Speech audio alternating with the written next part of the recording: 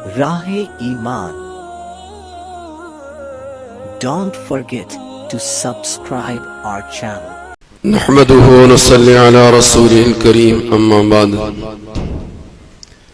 فأعوذ بالله من الشيطان الرجيم بسم الله الرحمن الرحيم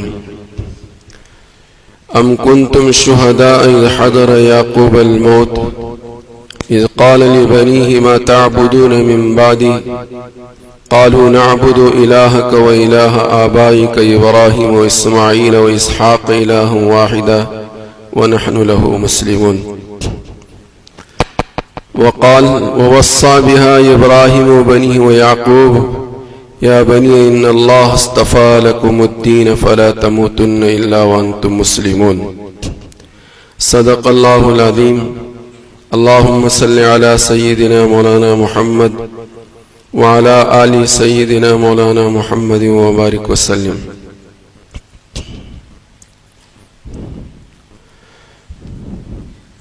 بزرگان محترم، عزیزان گرامی، دوستوں اور عزیز ساتھیوں، جہاں دنیا میں اللہ کی طرف سے ملنے والی بہت ساری نعمتیں ہیں، ان نعمتوں میں بڑی نعمت جو ہے وہ اولاد بھی ہے.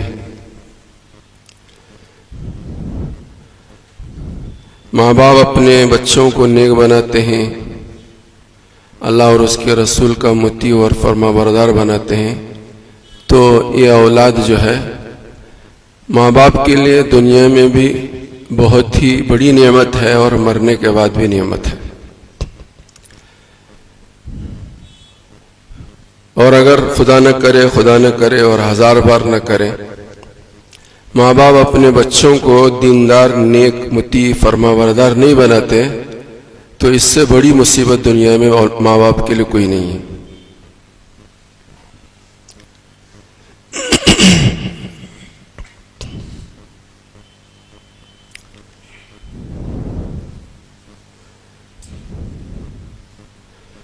اللہ مجھے بھی اور آپ کو بھی سب کو سمجھنے کی توفیق دے. دنیا جو ہے وہ دھوکے کا گھر ہے. ماں باپ کو اپنی اولاد سے محبت ہوتی ہے، اولاد کو ماں باپ سے محبت ہوتی ہے، لیکن ان کی خیر خواہی کس چیز میں ہے اس کا ہمیں علم نہیں ہوتا ہے. تو خیر خواہی تو کرتے ہیں مگر غلط راستے سے خیر خواہی کرتے ہیں، تو اس کی سزا جو ہے ماں باپ کو دنیا میں بھی بھگتنی پڑتی ہے اور مرنے کے بعد تو ابدالآباد کے لیے وہ سزا بھگتنی پڑے گی. اسی لیے حدیث پاک میں آیا، پیارے نبی صلی اللہ علیہ وسلم نے فرمایا علموا اولادکم واہلیکم خیرا وادبوا، کہ اپنی اولاد کو اور اپنے گھر والوں کو تعلیم دو، نیکی کی تعلیم دو، بھلائی کی تعلیم دو، اللہ اور اس کے رسول کی تعلیم سے ان کو آراستہ کرنے کی کوشش کرو اور ان کو باادب بناؤ. تعلیم الگ چیز ہے اور ادب الگ چیز ہے. تعلیم الگ چیز ہے اور ادب الگ چیز ہے. جتنی ضرورت تعلیم کی ہے اس سے زیادہ ضرورت ادب کی ہے. بچوں کو ادب سکھانے کی ضرورت ہے. اس میں بھی کوتاہی کر رہا ہوں، آپ سب کوتاہی کر رہے ہیں. تو اس کی وجہ سے آئے دن ہمیں اور آپ کو جو ہے حالات سے دوچار ہونا پڑتا ہے. اور حضرات انبیاء علیہ السلام ایک قوم کے لیے آئے، قبیلے کے لیے آئے، خاندان کے لیے آئے، علاقے کے لیے آئے، جہاں انہوں نے علاقوں پر، قبیلوں پر، قوموں پر محنت کی، اس سے زیادہ اپنے گھر پر محنت کی. اس سے زیادہ اپنے گھر پر محنت کی. قرآن کریم میں حضرت یعقوب کا اور حضرت ابراہیم کا، حضرت یعقوب حضرت ابراہیم کے بیٹے ہیں، بیٹوں کے بیٹے ہیں. حضرت اسحاق حضرت ابراہیم کے بیٹے، حضرت اسحاق کی اولاد میں حضرت یعقوب. تو قرآن کریم کے پہلے پارے میں حضرت ابراہیم کے واقعے کو بھی نقل کیا ہے اور حضرت یعقوب کے بھی واقعے کو نقل کیا ہے کہ انہوں نے کس درجہ اپنی اولاد کی تعلیم اور تربیت کا خیال کیا. قرآن پاک کے آخری رکوع کے اندر جس کو میں نے تلاوت کیا، ام کنتم شہداء اذ حضر یعقوب الموت، کہ حضرت یعقوب علیہ السلام کی زندگی کی آخری گھڑیاں تھیں، وہ اس دنیا سے رخصت ہو رہے تھے. تو رخصت ہونے کے وقت جو سب سے زیادہ ان کو فکر دامنگیر تھا وہ فکر یہی تھا کہ میرے بعد میرے بچے دین پر رہیں گے یا نہیں رہیں گے. اذ حضر یعقوب الموت اذ قال لبنیہ، بچوں کو طلب کیا اور اپنے بچوں سے کہا، اذ قال لبنیہ لم تعبدون من بعدی، کہ تم میرے بعد کس کی پوجا پاٹ کرو گے، تم کس کی پرستش کرو گے، تم کس کی اطاعت کرو گے. تو بیٹوں نے بھی کہا کہ الہک و الہ آبائک ابراہیم و اسماعیل و اسحاق و یعقوب، کہ ابا جان ہم تو انہی کی اطاعت کریں گے جو آپ کا خدا ہے، آپ کے آبا و اجداد کا خدا ہے، حضرت ابراہیم کا، حضرت یعقوب کا جو خدا ہے اسی کی ہم اطاعت اور فرما برداری کریں گے. علماء نے بات لکھی ہے کہ اس میں 2-3 حکمتیں ہیں. وہ حکمتیں میں آپ حضرات کی خدمت میں رکھنا چاہتا ہوں کہ ماں باپ کو اپنی اولاد سے جسمانی اور طبعی تعلق ہوتا ہے. جسمانی تعلق بھی ہے، طبعی تعلق بھی ہے. اور علماء نے لکھا ہے کہ جسمانی اور طبعی تعلق کی وجہ سے ماں باپ کی بات کو بچے جلدی قبول کرتے ہیں، اور وہ ماں باپ کے مطیع اور فرما بردار بن کر ان کی تحریک میں معین و مددگار ہوتے ہیں. ماں باپ جو کرنا چاہتے ہیں دین کا کام، اس میں اولاد ان کی معین و مددگار بن جاتی ہے. ایک حکمت تو اس میں یہ ہے کہ جتنا آسانی کے ساتھ باپ اپنے بچوں کو دیندار بنا سکتا ہے، میں اور آپ نہیں بنا سکتے. اس کی وجہ کیا ہے؟ وجہ یہ ہے کہ ان کو جسمانی تعلق بھی ہے اور طبعی تعلق بھی ہے. تو ماں باپ کے بچوں کے دیندار بنانے کے لیے سب سے زیادہ مؤثر رول اگر کوئی ادا کر سکتا ہے تو ماں کر سکتی ہے، باپ کر سکتا ہے. ہمارے ہاں کیا سسٹم ہے کہ ہمارے بچوں کو سمجھانے کے لیے ہمارے دوسرے لوگ چاہیے. ماں کے پاس بھی وقت نہیں، باپ کے پاس بھی وقت نہیں ہے. ماں کے پاس بھی وقت نہیں ہے، باپ کے پاس بھی وقت نہیں. جماعت کے حوالے کر دو، 3 دن جماعت میں بھیج دو، 40 دن جماعت میں بھیج دو، بھیجو، اس سے انکار نہیں ہے. لیکن یہ 3 دن اور 40 دن اور 4 مہینے اور وہ بزرگ اور وہ بزرگ اور وہ بزرگ اور وہ مجلس، یہ مجلس، یہ مجلس 2 نمبر کی ہے چیز. یہ 2 نمبر کی چیز ہے. سب سے زیادہ تمہارے بچے کے اوپر اثر کرنے والی تمہاری بات ہے، تمہاری بات ہے. اس کی وجہ کیا ہے کہ جسمانی تعلق ہے اور طبعی تعلق ہے. ایک حکمت تو یہ بیان کی. میں بار بار اس لیے بول رہا ہوں، اب کون باپ اور کون بیٹا نہیں رہے گا. اب آنے والا زمانہ ایسا ہے، باپ اپنا راستہ دیکھے اور بیٹا اپنا راستہ دیکھے. زمانہ اس سمت میں بڑی تیزی کے ساتھ جا رہا ہے. دوسری حکمت یہ بیان فرمائی کہ محنت کا میدان سمٹ جائے گا. ہر گھر کا ذمہ دار اپنے گھر پر محنت کرے گا تو محنت کا میدان سمٹ جائے گا. اللہ کرے کہ سمجھیں، محنت کا میدان سمٹ جائے گا. ہر آدمی اپنے گھر کی محنت کر رہا ہے، پورے دیندار بنیں گے.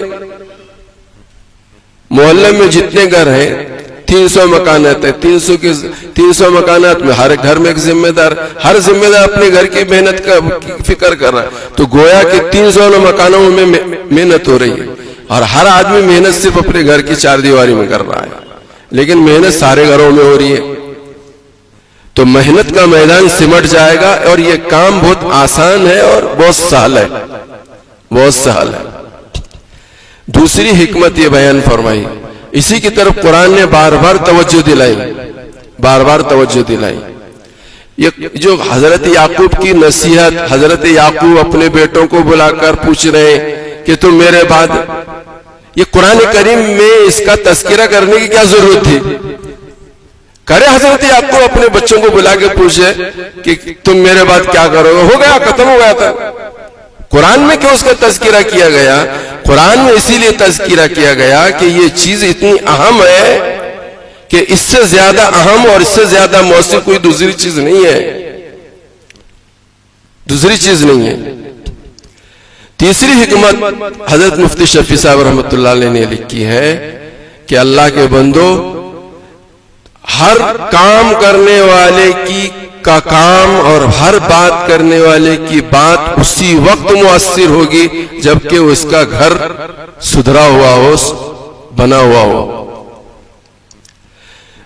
ایک آدمی بات کام تو بہت کرتا ہے، دیندار ہے، تہجد گزار ہے، لیکن گھر کا نظام چوپٹ ہے، گھر کا نظام چوپٹ ہے، اس کی دینداری، اس کی تہجد قوم کو متاثر نہیں کر سکتا۔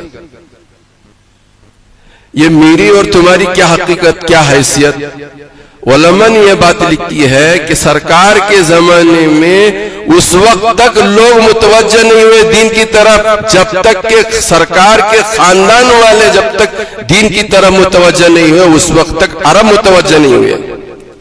فتح مکہ میں سارے حضور حضرت محمد رسول اللہ کے سب حضرت محمد رسول اللہ کے غلام بن گئے، تو پھر سارے اطراف کے جو لوگ ہیں وہ خود بخود جوگ در جوگ جو ہے قبیلے کے قبیلے اور خاندان کے خاندان اسلام کی طرف متوجہ ہوئے۔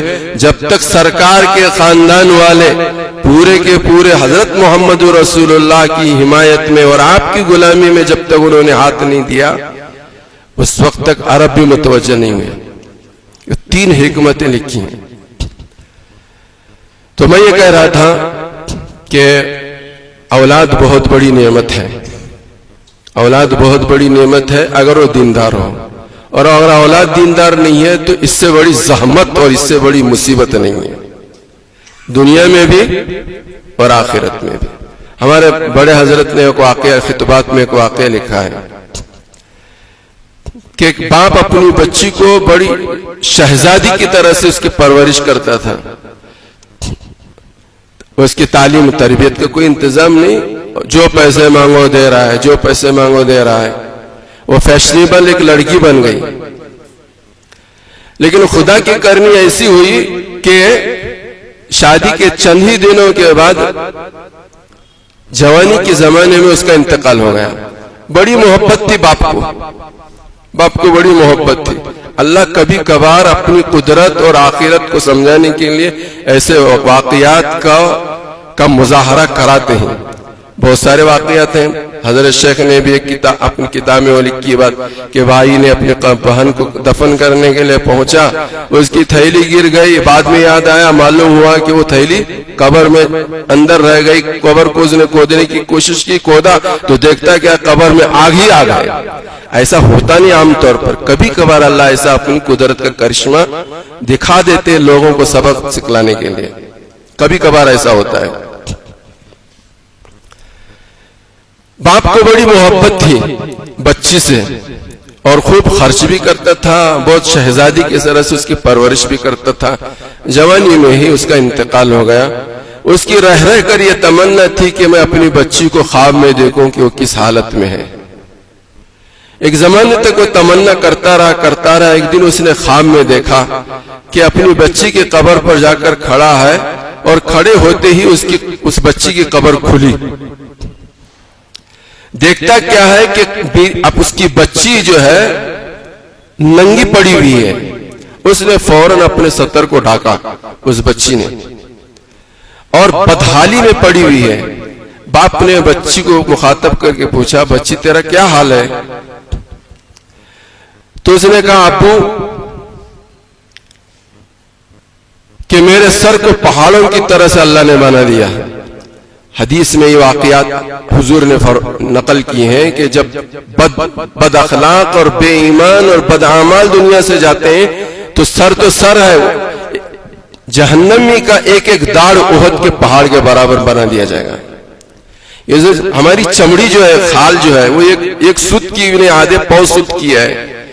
یہ کھال ایسی بنا دی جائے گی کہ 3 دن چل کر کھال کی موٹائی کو آدمی طے کر سکے، اتنی موٹی کھال بنا دی جائے گی. اور فرشتے پھر اس کا جو گدھ بنائیں گے. تو اس نے کہا ابو میرے سر کو تو پہاڑوں کی طرح سے کر دیا اور میرے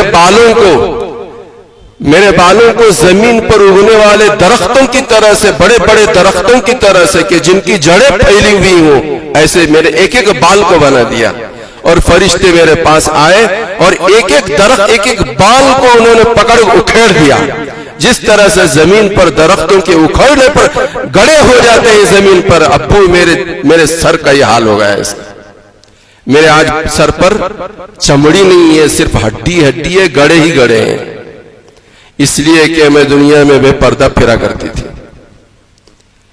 یہ سزا مجھے قبر میں اس لیے دی جا رہی ہے کہ میں دنیا میں بے پردہ پھرا کرتی تھی. بہت محبت تھی باپ کو